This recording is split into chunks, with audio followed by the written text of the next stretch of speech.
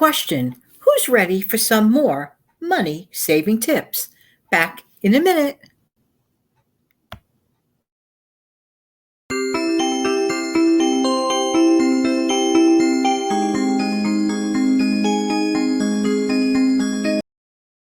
Hi, this is Jan from New York City. My channel name is Jan from New York City Saves Money. How's everybody doing today?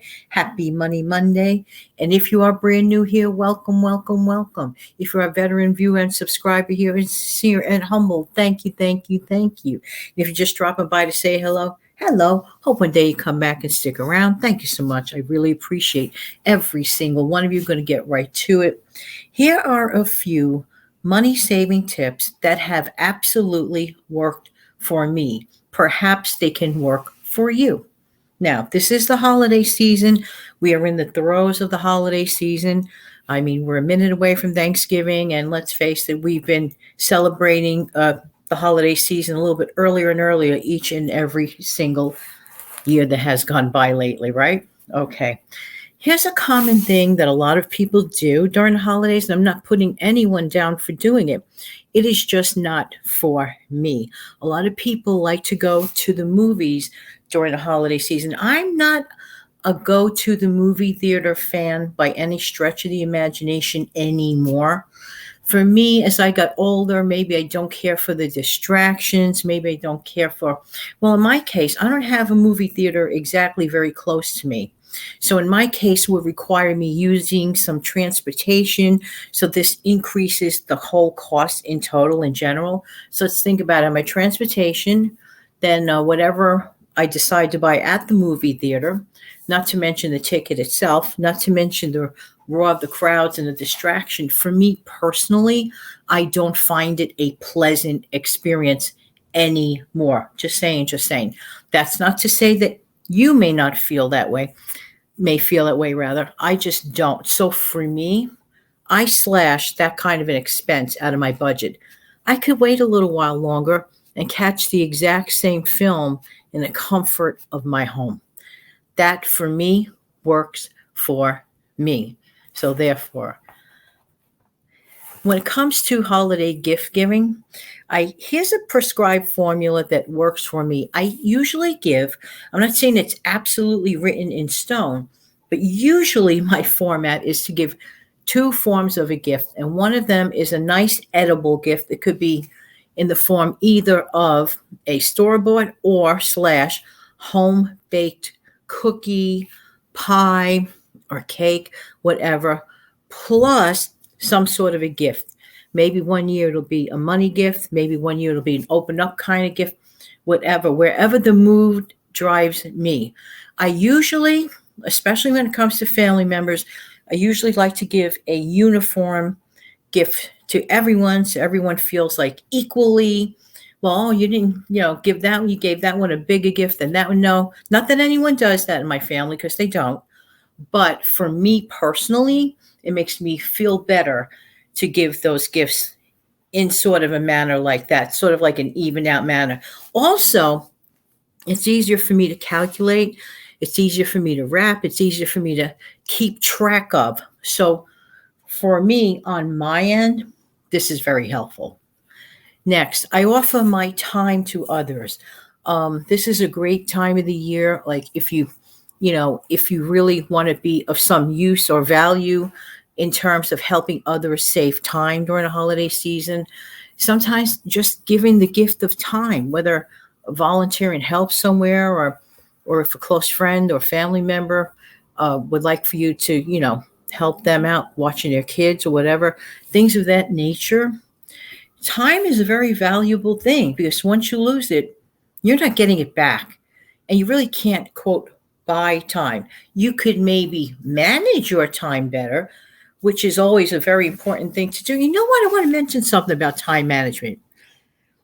I have done countless videos on time management in the last 3 years. And I have to tell you, and it actually shocks me to no end, those videos do not seem to get a lot of views. And I'm like, why wouldn't people be interested in time management? I don't get that. Because in a weird way, time is more important than money in a weird way. Because like I said, once you lose it, it's gone.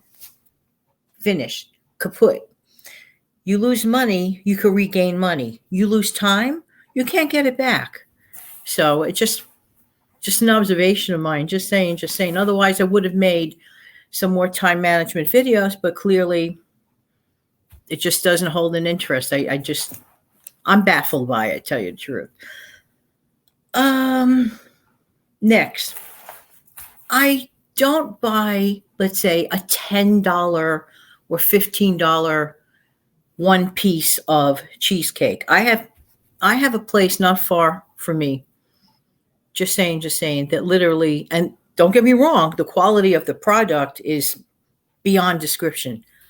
But one piece of their cheesecake is $5 and above. And we're not talking about a huge piece here either. Don't get me wrong, the product, mwah, and it is a treat. However, when it comes to managing my budget, I'm not going to go somewhere where a piece of cake is $5 a piece often. Let's put it that way. That is a treat. When I can make my own cheesecake, I'm not saying it's going to be like theirs, but it'll be good and it'll be my own. So I rather opt into creating something at a fraction of the cost. How many of you have done that yourself? You like certain things. You could try to, even replicate the idea of it, because some things are in a price range of the sublime to the ridiculous.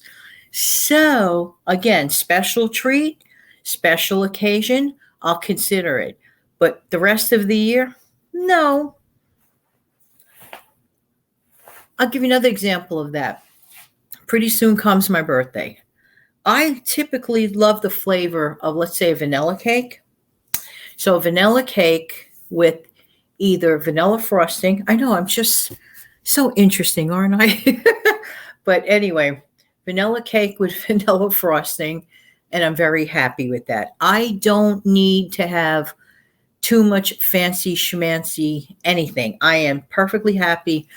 So another thing, because those cakes, I wouldn't get me a 13 by 9. I wouldn't bake me a 13 by 9.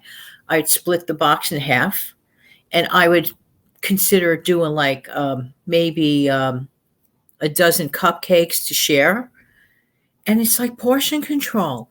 And I'll still be able to get my vanilla cake and my little thin layer of vanilla frosting on it. I don't like things too very sugary sweet. I don't like too much thick frosting or anything. I've had it, and it's, a so-called treat, but then you eat it and then you feel like so like guilty, or your teeth feel like they're itching. You know what I'm trying to say? Here's something to do during the holiday season that I like to take advantage of, again, from the comfort of home. I enjoy watching certain live streamers, okay? They're like, basically, there's one that is actually a licensed tour guide. I'm going to link up his channel below. Sometimes the language gets a little bit fuzzy, but other than that, I like to, I'm telling you this in case you have kids around, you don't want them hearing it. I'm not saying he does this all the time. It's very rare, but very, very rare. But he goes to like all over New York City. I mean, I don't have the time to just jump on a subway and just head on over to Coney Island, for example, in the middle of the winter. But this gentleman does, because this is what he does. And I appreciate and I respect his work. And I really, really appreciate all the fun places that he can take anybody to, anyone here watching. There actually are a number of really, really good ones like that, live streamers that take you all over, anywhere, really, basically.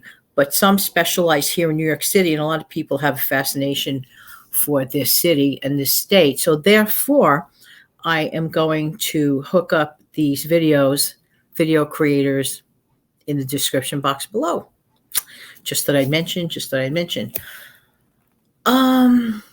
This is the time of the year where all of a sudden I don't feel like drinking as much water as maybe in the summer.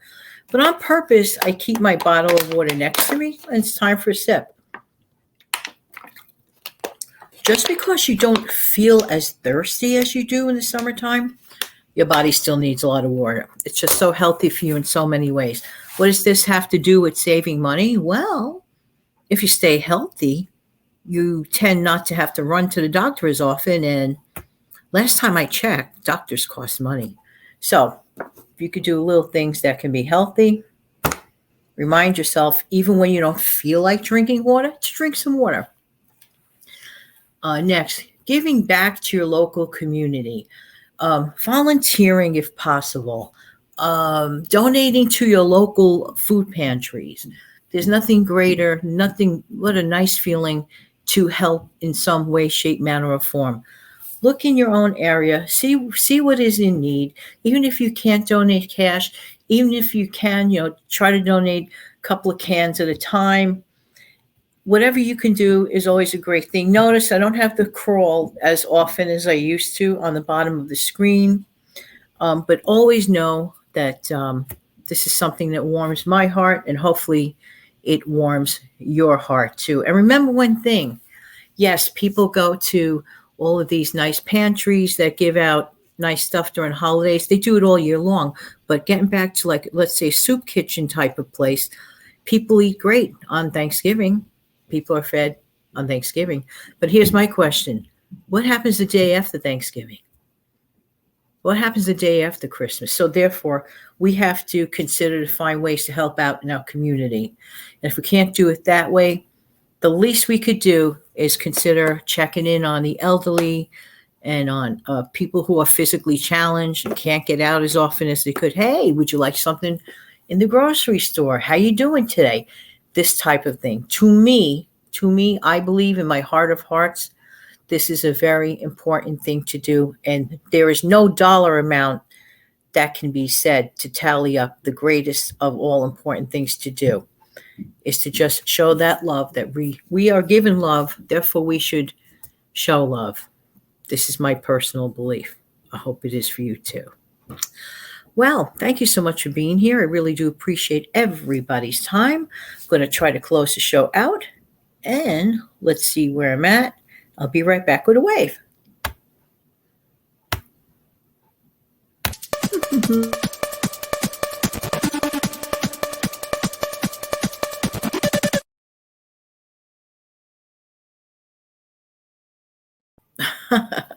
Take good care, everybody. Come back for part 2 tomorrow. Have an amazing, fantastic day.